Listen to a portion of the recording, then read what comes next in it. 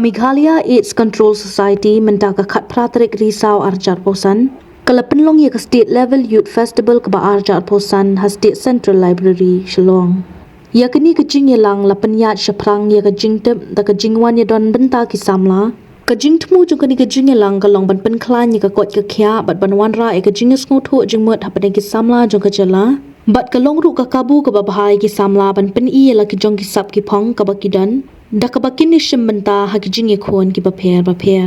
Hakini ka program lawan banya dan bentalang ka kongti shichi, kabadai ru ka ADC jong ka East Coast Hills District, ka Dr. KL Yaubor ka Project Director jong ka Meghalaya AIDS Control Society, kinong hikay bat ki khana puli na ki district baper. Kajing kerwi kanang jelay kasyong hangahapi jingkel.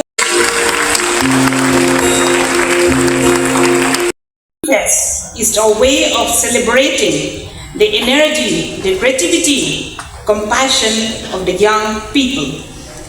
You, the youth, the future of tomorrow, are the heartbeat of this movement.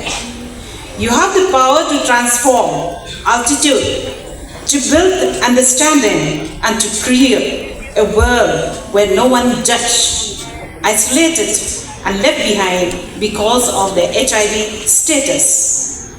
Earlier this morning, we had the Red Ribbon Marathon, where runners carried not just their determination, but also a message that every step forward is a step towards inclusion and awareness. I'm proud to announce that the winners from today's marathon will go on to Meghalaya. Be safe and I'm not going to take any risks. This intoxication takes that choice away from you because it puts you in a headspace where you cannot really choose your own behaviors very carefully, right? So that, and this show also taught people about something very important, which is to treat people who live with HIV with dignity. Right? Something that was a very radical idea, a very new idea, especially in the 1990s. And then, after a few seasons of this radio drama series, they saw that something very remarkable happened in Tanzania. The Tanzanian men and women who listened to this show, they began to change their behavior. Right? Because people saw themselves in these stories, lessons stayed with them, and the researchers discovered that these people started taking precautions against infection. They got tested, they got treated, and they began speaking openly about HIV in their homes and their villages. And when they did this, when they broke the silence all over the country, the stigma broke and everyone was healthier and happier. This is what the Youth Fest today is doing, right? It's using music, dance, art, and conversation as tools for education right here in our state of Meghalaya. Across India, HIV is not only a medical issue, it's a social one. People are still afraid to talk about it. Right? Even educated people, they hesitate to ask basic questions. Can I eat with someone who has HIV? Can I hug them? What if my friend tests positive? Should I tell others? There's still a lot of people who hesitate to ask these very important questions, and because these questions remain unspoken, myths and fear take their place. And fear is a very dangerous teacher, right? Fear teaches people to hide. It teaches people stigma, it teaches people discrimination, and those who need help end up losing their lives needlessly.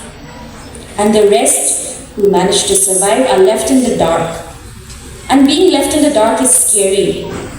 I personally, for one, was very scared of the dark as a child. The reason why the dark is so scary for so many of us is because you don't know what exactly you're supposed to be scared of when you're in the dark. You don't know what to be scared of, you don't know where it's going to come from, and because you don't know what you're looking out for, you're just scared of everything, right? And you can't do anything to end the fear that you're feeling. This is how fear works with almost anything. Getting infected with HIV does not mean death or that life is over, right? That an infected person who tests positive and gets the right medical treatment can still have a very fulfilling and happy life. I don't have to go on about this. I don't have to elaborate about this at all. We've already heard, just before this, we've already heard a very personal and a very special testimony that I'm sure has gotten all of us thinking. Protecting yourself from HIV infection is also not rocket science, right? It is simple and it is easy. All these are facts about HIV, and luckily for all of us sitting here in this auditorium today, we already know this. But how many of us in our community actually know these facts and practice them in our daily lives? This is something that we have to really think about, and this is the challenge that is facing us. And you, the young people, are at the heart of this challenge. All of you here, this generation, right, including me, we represent the highest risk, but also the greatest opportunity. Why risk? Right? Because youth is the age of experimentation. It is the age of peer pressure. It is the age of believing that you are invincible. As young people, sometimes we feel like nothing can touch us. It is the age when your enthusiasm can override carefulness, when belonging and being accepted by one's friends overrides well-being, and wisdom can often take a backseat when something new and exciting comes before us. But this generation, right, our generation, also has tools and consciousness that no generation before us has ever had. We are connected, we are informed, and we are questioning. We don't wait for permission to speak and to equip ourselves with knowledge once we have decided that we want to learn about something. When young